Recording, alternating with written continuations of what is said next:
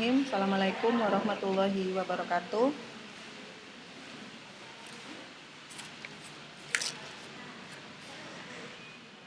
Alhamdulillah.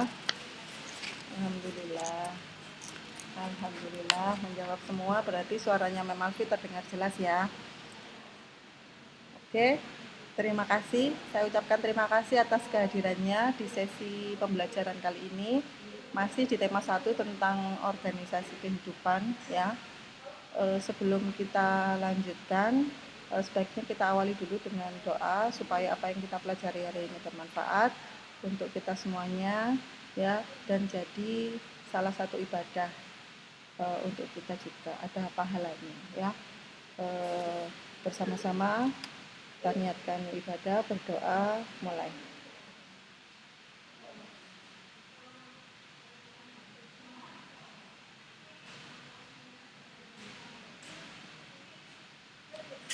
Selesai. Oke, anak-anakku, 7A squad ya. Pertemuan kali ini melanjutkan materi yang kemarin, masih di tema 1. Kali ini kita akan membahas tentang sel eukariot. Pertemuan kemarin Anda sudah belajar tentang sel prokariot ya, sudah ikut kuis juga beberapa. Jadi saya anggap atau saya pikir sudah paham ya kurang lebih tentang sel prokariot. Nah, pertemuan kali ini kita akan membahas secara rinci tentang sel eukariot. Sel eukariot di sini langsung kita bedakan ya. Sel eukariot ada 2 macam, yaitu tipe sel hewan dan tipe sel tumbuhan.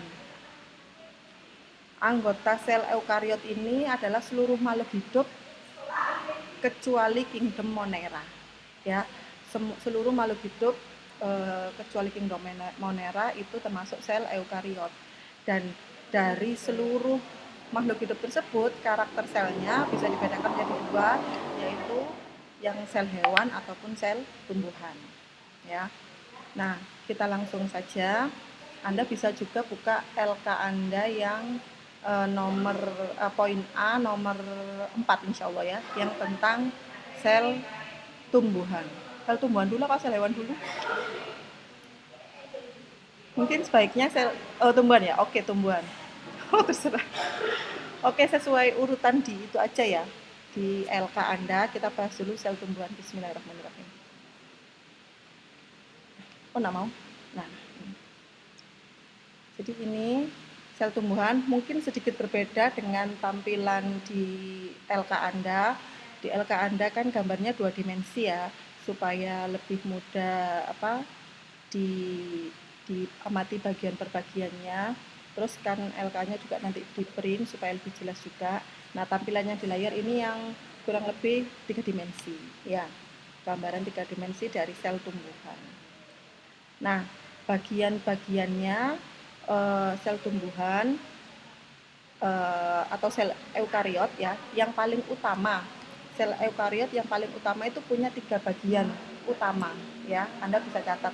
Bagian utama yang pertama adalah ini, yang bola warna ungu ini adalah nukleus atau inti sel. Itu yang pertama, nukleus atau inti sel. Kemudian bagian yang kedua adalah membran sel, pelindung sel, bagian utama ya, struktur utamanya, membran sel. Ini pasti dimiliki oleh sel eukariot, membran sel. Kemudian struktur yang ketiga adalah sitoplasma beserta isinya. Sitoplasma itu cairan sel ya, beserta isi di dalamnya. Biasanya sitoplasma itu berisi selain cairan, dia itu berisi nutrisi, gas, dan juga organel. Organel itu mungkin lebih mudah dipahami sebagai organ sel, organ-organ yang dimiliki sel. Kalau kita organisme ya, kita punya otak, kita punya lambung, kita punya paru-paru, itu kan organ ya. Kalau pada sel itu disebut dengan organel, mereka memiliki fungsi-fungsi khusus. Ya, jadi 3 bagian utama: nukleus, inti sel, membran sel, dan sitoplasma beserta isinya. Nah, sekarang selain 3 itu tadi yang sudah disebutkan, bagian sel tumbuhan yang lain akan dijelaskan berikut ini. Yang pertama kita bahas yang 3 tadi dulu ya. Ini ada di urutan 3 atas: nukleus, sitoplasma, membran sel. Kita bahas dulu nukleus. Nah, nukleus ini adalah inti sel. Inti sel ini bukan organel ya. Inti sel itu bukan organel. Inti sel itu sebenarnya adalah materi genetik atau DNA ya, yang dibungkus oleh membran inti atau selaput inti. Sel prokariot tidak punya ini. Sel prokariot tidak punya selaput inti. Jadi materi genetiknya tercecer di dalam sel. Sementara pada sel eukariot, materi genetiknya dibungkus oleh membran inti. Dan membran inti ini Anda bisa lihat itu ada jalur istilahnya? Pori atau lubang-lubang seperti ini yang memungkinkan ada perpindahan zat dari inti sel keluar masuk inti sel gitu ya. Dan inti sel ini perannya itu seperti mandor di pabrik. Jadi atau seperti otak kita ya. Dia mengatur segala aktivitas sel. Jadi inti ini fungsinya mengatur segala aktivitas sel. Kemudian fungsi kedua adalah menyimpan materi genetik. Ini ya, itu inti sel. Oke. Nah, di sini inti sel tadi ya. Kemudian setelah inti sel, materi berikutnya adalah sitoplasma. Ini sitoplasma adalah cairan sel beserta isi-isinya ya. Isi sitoplasma itu selain air juga berisi organel. Nah, selain juga organel ya, dia juga mengandung ini nutrisi, ada protein, enzim, vitamin, gula, gas ya. Itu juga larut semuanya dalam sitoplasma. Fungsi sitoplasma sendiri ini sebagai penyimpan bahan kimia ya, yang penting untuk reaksi sel dan juga tempat berlangsungnya segala aktivitas sel. Mungkin Anda bisa juga cross-check fungsi organel yang ada di tabel soal nomor 8 kalau tidak salah ya. Soal nomor 8 mungkin sambil dicek ya, sambil membahas ini apakah dicek jawaban Anda sudah benar. Oke, sip. Nah, selanjutnya selain sitoplasma, struktur utama sel eukariot adalah membran sel.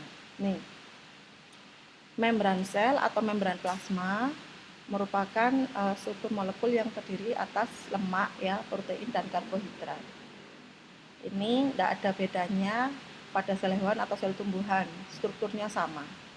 Kurang lebih bentuknya seperti ini membran. Membran seperti ini. Jadi sepertinya memang rapat kayak ada molekul-molekul gitu ya, tapi ini bisa ditembus oleh air, bisa ditembus oleh garam, oksigen, CO2, tetap bisa melewati membran plasma. Jadi kalau bisa Anda bayangkan ini sebenarnya tidak serapat ini seperti balon-balon yang pakai tali gitu, rapat gitu ya, tersusun rapat. Tapi meskipun balon tersusun rapat, ketika ada benda yang menerobos masuk, dia tetap bisa masuk gitu ya. Itu membran sel. Fungsinya dia melindungi, yang pertama melindungi isi sel, kemudian yang kedua mengatur keluar masuknya zat. Nih. Ya, itu fungsi utamanya sebagai pelindung dan mengatur keluar masuknya zat. Itu membran sel. Oke. Ini saya lanjutkan. Nah, struktur utama yang dimiliki oleh sel tumbuhan sudah dijelaskan. Nah, berarti sekarang tinggal organel atau bagian ekstra. Nah, di sini Anda bisa mengamati nanti ya, apa yang dimiliki tumbuhan dan apa yang tidak dimiliki tumbuhan. Apa yang dimiliki oleh sel hewan, apa yang tidak dimiliki oleh sel hewan. Karena meskipun sama-sama sel eukariot, mereka sel hewan dan sel tumbuhan punya karakteristik sendiri-sendiri. Oke, berikutnya ini dinding sel. Ini dinding sel, bahannya penyusunnya dari selulosa. Selulosa itu serat, ya, serat. Karena itu Anda dianjurkan makan sayuran, makan buah-buahan, karena setiap selnya itu tersusun atas memiliki dinding selulosa atau serat itu tadi. Jadi serat itu kan baik untuk tubuh. Ketika Anda butuh serat, Anda tidak disarankan makan daging, Anda tidak disarankan makan telur atau protein hewan yang lain, tapi Anda disarankan makan yang plant based atau tumbuh-tumbuhan, ya. Karena tumbuh-tumbuhan mengandung selulosa atau serat yang bagus untuk pencernaan, melancarkan pencernaan. Nah, fungsi dinding sel itu ya paling utama ya sebagai pelindung sel, ya. Kalau pada tumbuhan tidak hanya sebagai pelindung, tapi dinding sel ini kan kaku ya bentuknya ya, kaku sehingga tumbuhan itu bisa setiap sel-selnya itu bentuknya bisa tetap fix gitu ya, fix bentuknya dan menyusun tumbuhan itu tetap tegak itu. Dan dinding sel itu juga punya pori-pori, ini namanya plasmodesmata. Jadi tidak tertutup sama sekali, tidak ya, tetap ada pori yang menghubungkan satu sel dengan sel yang lain. Terus ribosom. Kalau di gambar ini ribosom digambarkan bintik-bintik kecil, ini ya, bintik-bintik hitam. Ribosom merata di seluruh permukaan sel. Fungsi ribosom adalah membentuk protein atau memproduksi protein. Ribosom, bintik-bintik kecil, ya. Untuk apa membentuk protein? Kenapa tubuh kita membentuk protein? Karena tubuh kita perlu protein untuk pertumbuhan, ya. Kuku-kuku Anda ini tumbuh ya, itu dari protein. Rambut Anda semakin lama memanjang itu juga dari protein. Kemudian untuk enzim pencernaan, kemudian hormon-hormon itu juga dari protein. Jadi untuk kerja tubuh kita seluruhnya itu butuh protein. Dan yang menyusun protein dalam tubuh perannya dipegang oleh ribosom, ya. Itu ribosom. Kemudian ada nukleolus. Nukleolus ini anak inti ya. Ini nukleolus ini. Dibilang anak inti gitu ya. Tapi lebih baik sebut nukleolus gitu. Ini nukleolus di dalam inti sel. Nah, nukleolus ini fungsinya adalah memproduksi ribosom. Jadi ribosom yang banyak itu dihasilkan dari nukleolus ini. Ya, tempat pembentukan atau sintesis ribosom. Oke, kemudian ada RE atau retikulum endoplasma. Ini RE, retikulum endoplasma. Biasanya letaknya dekat inti. Ini dekat inti letaknya ya biasanya ya. Kenapa? Kita cek. RE itu dia letaknya di dekat inti ya. Dia masih berhubungan dengan inti sel dan membran sel. Jadi fungsi RE yang pertama adalah ini menampung protein yang diproduksi oleh ribosom dan mendistribusikannya ke badan Golgi. Kemudian mensintesis lemak. Ya, ini RE halus. Kalau yang tadi menampung protein itu RE kasar. Kemudian transportasi molekul. Nih, RE kasar berarti menampung protein ya. Kemudian RE halus mensintesis lemak dan produk non protein selain protein. Itu fungsinya. Kemudian badan Golgi. Badan Golgi di sini digambarkan seperti kantong-kantong kecil ini ya. Yang di warna merah, di sini badan Golgi atau aparatus Golgi. Nah, apakah fungsinya badan Golgi? Nih, badan Golgi seperti ini. Ini tampilan gambar tangan ya.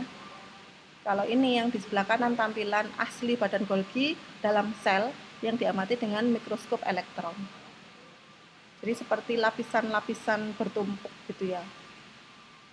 Nah, badan Golgi fungsinya adalah ini,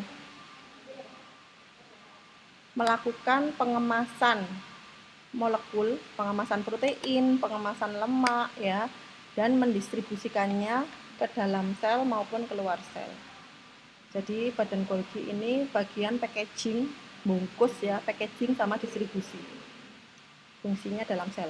Packaging apa? Packaging protein, packaging zat-zat kimia ya, yang mau didistribusikan ke dalam sel atau keluar sel. Ini badan Golgi. Anda lihat di sini ada kantong-kantong ya.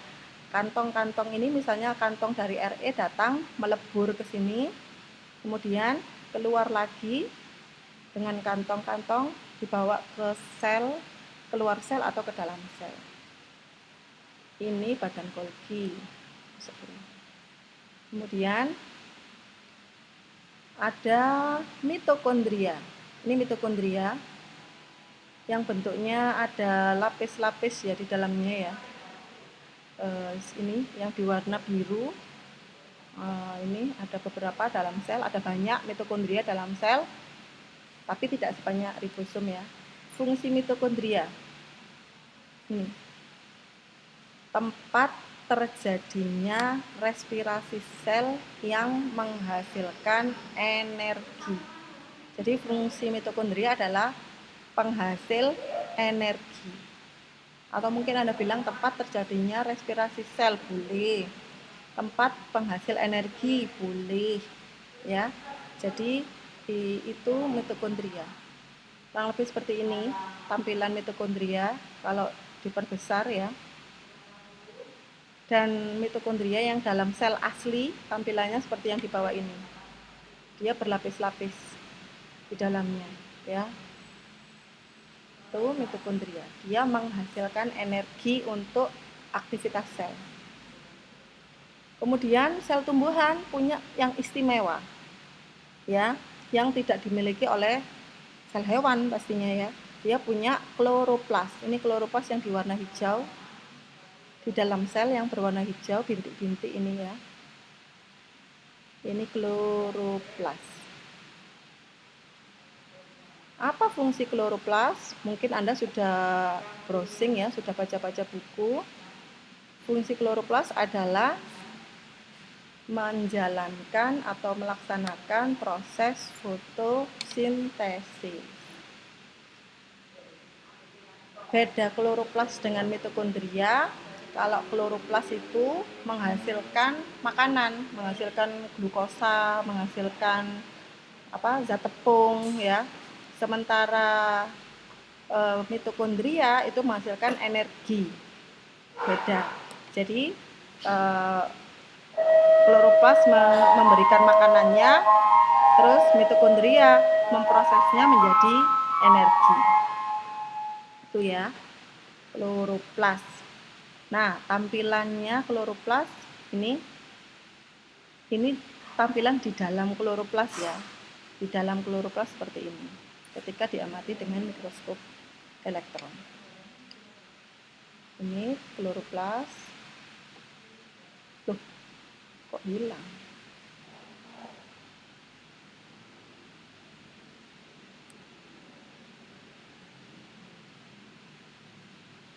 Jadi kita sampai kloroplas. Kemudian ada juga peroksisom.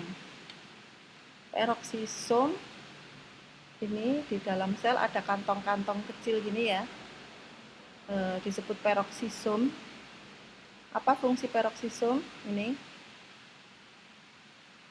Ini adalah bagian sel ya yang berfungsi merubah lemak menjadi gula.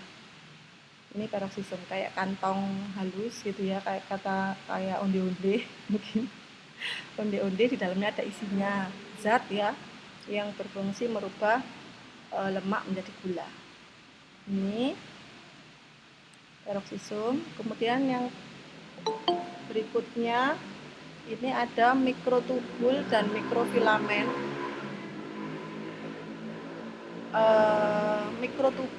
Mikrotubul itu, Assalamualaikum warahmatullahi wabarakatuh, silakan langsung mengikuti ya.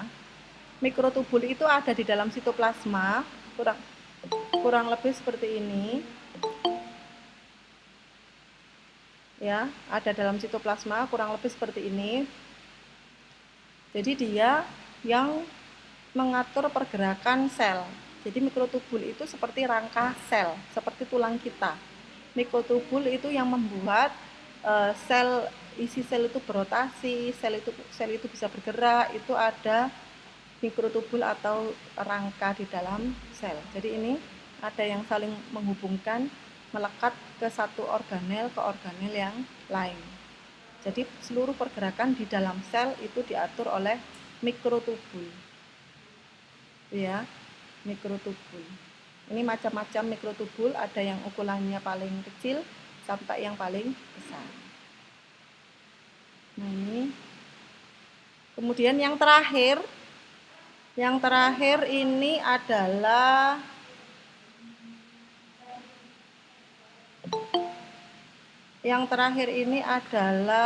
vakuola ya. Vakuola, minta tolong. Ya, terima kasih. Vakuola itu adalah kantong ya yang berada di dalam sel. Vakuola ada pada sel tumbuhan, banyak, seluruh tumbuhan punya vakuola, tapi ada juga beberapa sel hewan yang punya vakuola. Ini vakuola biasanya fungsinya menyimpan sisa-sisa metabolisme ya, menyimpan lemak, minyak misalnya ya. Pokoknya sisa-sisa metabolisme itu disimpan di dalam vakuola, menyimpan warna sel, pigmen sel. Kan Anda lihat tanaman itu macam-macam warnanya ya, itu warna pigmen itu juga salah satunya disimpan di vakuola. Jadi ini salah satu gambar sel tumbuhan, Anda bisa lihat. Ini sel tumbuhan ya. Nah, ini inti sel. Anda lihat. Yang warnanya hitam-hitam kayak lintah ini, ada yang tahu ini apa?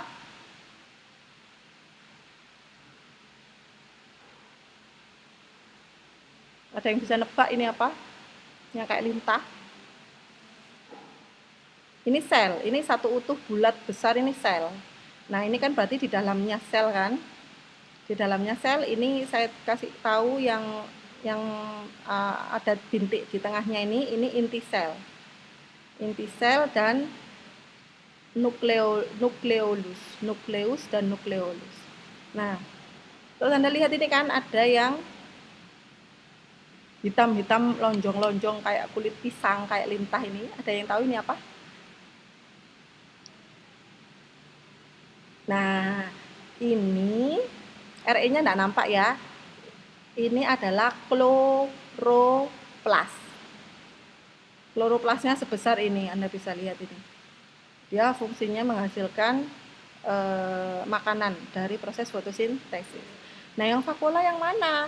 Vakuola ini area yang putih kayak lapangan kosong. Ya, ini adalah vakuola. Menyimpan udara, menyimpan sisa metabolisme, itu fungsinya. Ya. Oke. Itu tentang vakuola. Nah, itu bagian-bagian sel tumbuhan tadi ya. Banyak sekali. Nah, sekarang kita cek sel hewan. Nah, ini sel hewan. Dia enggak punya dinding sel ya. Jadi Anda lihat di sini bagiannya sel hewan banyak yang sama ya. Yang pertama, nukleus sama dengan sel tumbuhan. Sitoplasma sama. Membran sel sama punya. Ribosom sama apa enggak? Sama-sama punya. Punya semua. Betul. Nukleolus sama-sama punya. RE sama-sama punya ya. Fungsinya juga sama persis fungsinya. Badan Golgi sama-sama punya ya. Mitokondria sama-sama punya. Lisosom. Sel tumbuhan punya enggak lisosom? Ini bedanya. Ketemu satu perbedaan ya. Sel hewan punya lisosom, sel tumbuhan tidak punya lisosom. Nah, sekarang kita lihat apa itu lisosom. Ini. Lisosom merupakan organel ya yang berupa kantong yang berfungsi melakukan pencernaan di dalam sel atau pencernaan intrasel. Ini fungsi lisosom. Sel tubuh kita yang punya lisosom itu adalah sel darah putih. Karena sel darah putih itu dia punya peran memakan bakteri-bakteri jahat. Jadi sel tubuh kita punya lisosom, terutama sel darah putih. Kemudian lisosom yang lain dimiliki oleh hewan-hewan bersel satu yang masuk dalam kingdom Protista. Dia punya lisosom. Jadi ketika dia makan makanan, dia kan tidak punya lambung, ya. Sel tidak punya lambung. Bagaimana makanan itu dicerna? Dicerna di dalam lisosom. Ya, itu lisosom. Nah, ini tampilan gambarnya ya. Kalau yang aslinya ini lisosom kecil ya. Dia kecil tapi dia bisa bergabung kalau mencerna benda yang lebih besar, dia bisa bergabung membentuk kantong yang lebih besar. Cek lisosom hanya dimiliki sel hewan. Peroksisom dimiliki oleh dua-duanya. Ya, peroksisom dimiliki oleh dua-duanya. Sentriol, ini sentriol digambarkan yang mirip kayak bunga. Tumbuhan punya sentriol enggak? Enggak punya, ya. Enggak punya. Sentriol itu apa sih? Ini sentriol. Sentriol hanya dimiliki oleh sel hewan. Strukturnya seperti ini ya. Ada sepasang. Jadi seperti tabung-tabung kayak gini. Ada dua pasang. Ada satu pasang ya. Ini kalau satu disebut dengan sentriol, kalau sepasang disebut sentrosom. Sama aja, Anda menyebutkan sentriol atau sentrosom, maksudnya sama ini, ya. Apa fungsi sentriol? Fungsinya adalah ini, berperan dalam pembelahan sel. Jadi ketika sel itu tumbuh, dia mau membelah diri, ya. Dia kan kalau sel itu reproduksinya dengan cara membelah diri ya. Dia yang membantu mengatur proses pembelahan sel. Sentriol. Itu pada sel hewan. Nah, tadi ada yang tidak dimiliki sel tumbuhan, tapi dimiliki oleh sel hewan, yaitu lisosom dan sentriol. Ya. Nah, sekarang apa yang dimiliki tumbuhan tapi tidak dimiliki oleh sel hewan? Di sini tidak ada apa. Kloroplas, pinter. Kloroplas itu hanya dimiliki oleh sel tumbuhan. Apalagi yang dimiliki sel tumbuhan tapi tidak dimiliki sel hewan selain kloroplas? Dinding sel, pinter. Dinding sel, dinding sel. Apa lagi?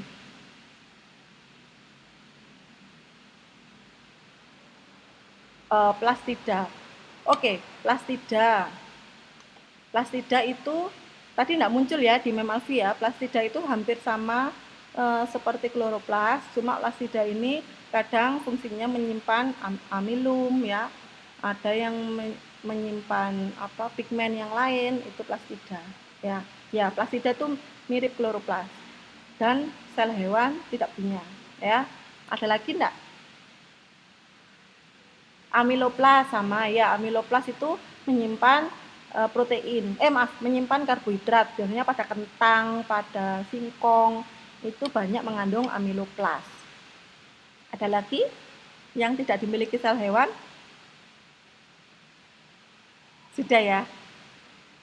Dinding sel, kloroplas, sama apa tadi? Amiloplas ya. Sama sudah ya. Atau mungkin vakuola. Vakuola tapi ada beberapa sel hewan yang punya vakuola ya. Oke, itu nah, itu sel hewan dan sel tumbuhan. Nah, ini guys,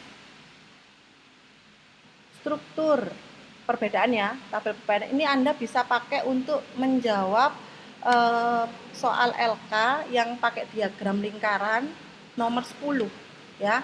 Itu kan ada bagian yang dua lingkaran itu yang berpotongan di tengah itu adalah bagian yang dimiliki oleh dua-duanya. Yang dimiliki yang persamaan kan sama, banyak ya. Tadi itu yang sama mulai dari nukleus dan lain-lain itu banyak. Seperti yang di tabel kolom ketiga, kolom paling kanan. Yang dimiliki sel tumbuhan ini tadi ya, kloroplas, amiloplas, dinding sel, plastida, vakuola. Mungkin ditambahi vakuola yang besar ya, vakuola besar. Yang dimiliki sel hewan hanya sentriol dan apa tadi? Lisosom. Ya. Ini kesimpulan dari materi kita perbedaan sel hewan dan sel tumbuhan. Sampai sini ada yang tanyakan? Tidak? Oke. Kalau gitu kuis ya. Kuis ya, siapkan kertasnya.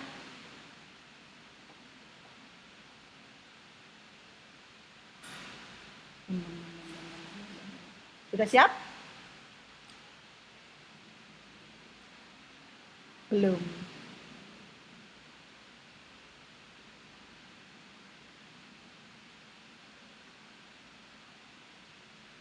Oke. Kita mulai ya. Siapkan kertas Anda. Kita cek. Langsung dijawab ya. Di sini langsung Mem Alfi koreksi jawabannya satu soal. Organel yang dimiliki oleh sel hewan. Aduh. Besarnya. Organel yang hanya dimiliki oleh sel hewan ditunjukkan nomor berapa? Atau di sini ada pilihannya ya. Organel yang hanya dimiliki sel hewan ditunjukkan nomor berapa? Sudah? Ya. Oh, belum. Sudah punya jawaban semua ya? Ya. Jawabannya adalah sentriol. Kalau jawaban benar, lingkari ya. Next. Organel yang berfungsi sebagai penghasil energi. Yang mana penghasil energi tadi? Nukleus kah, mitokondria kah, lisosom, Golgi atau sentriol?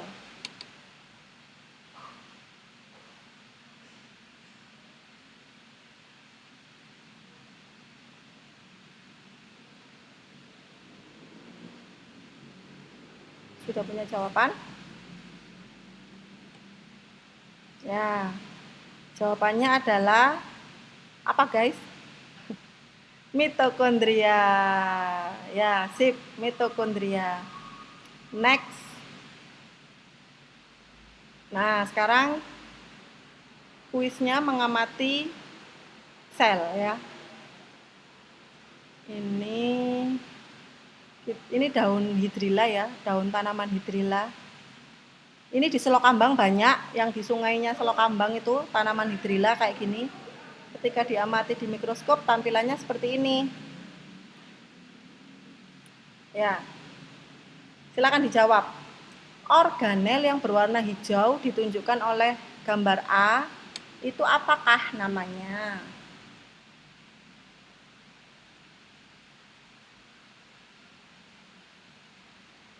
Sudah punya jawaban?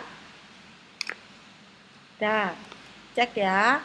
Jawabannya adalah, ditunjuk nomor A adalah kloroplas. Ya. Next. Sekarang ini sel hewan.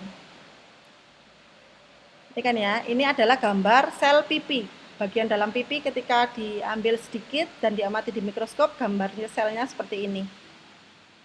Nah, Anda tahu struktur sel tadi terdiri atas 3 bagian utama, ya. 3 struktur sel utama. Nah, di sini ditunjukkan dengan nomor 1, 2, 3. Apakah 1, 2, 3 itu?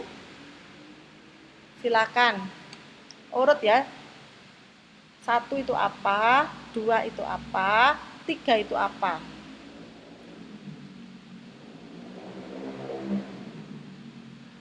Jawabannya pilih A, B, atau C.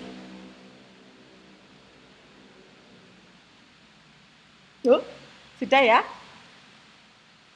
Urutkan sesuai nomornya. Sudah punya jawaban masing-masing? Oke, sekarang kita koreksi. Jawabannya yang benar adalah A. Ya. Salah. Jawabannya apa? B. B ya. Yang pertama itu nukleus, yang kedua itu sitoplasma, yang ketiga membran sel. Sel hewan tidak punya dinding sel ya, jadi lapisan pelindungnya hanya membran sel. Oke, next. Nah, sekarang kita akan mengamati sel bawang merah. Karena kita biasanya kalau memang sih kayak gini pengamatan di mikroskop ya, di lab sama kalian, tapi karena kita pandemi jadi ngamatinya di sini aja ya. Nah, ini kalau kita ambil kulit bawang yang paling luar itu tampilannya seperti ini. Nah, seperti ini. Bawang tumbuhan ya. Berikut ini merupakan gambar sayatan epidermis kulit bawang merah. Struktur apakah yang menyimpan materi genetik ditunjukkan dengan gambar yang mana? A, B, atau C? A itu dinding sel, B itu nukleus, C itu sitoplasma. Yang mana jawabannya yang menyimpan materi genetik atau DNA?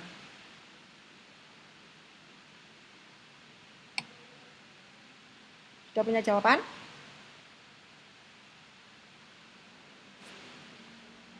Halo? Sudah ya? Jawabannya adalah dinding sel. Canda dinding sel, bukan dinding sel ya. Jawabannya adalah nukleus. Inti sel, ya. Oke, lanjut. Oh, habis ternyata. Sudah? Silakan hasil kuisnya difoto seperti biasanya, dikirim ke Mem Alfi, ya, Japri. Setelah ini terus nanti saya rekap poin Anda dan juga ada poin kehadiran, ya. Sampai sini sebelum Mem Alfi akhir ada yang ditanyakan tentang sel hewan dan sel tumbuhan? Sudah ya? Oke, alhamdulillah kalau sudah paham semua. Kalau gitu Mem Alfi cukupkan sekian pertemuan kita hari ini membahas sel hewan dan sel tumbuhan, ya. Silakan kalau ada jawaban yang salah di LK dibetulkan sesuai yang sudah kita bahas hari ini. Semoga pertemuan kita hari ini juga bermanfaat ya untuk Anda semuanya, juga untuk saya. Terima kasih atas kerjasamanya. Mem Alfi akhiri. Assalamualaikum warahmatullahi wabarakatuh.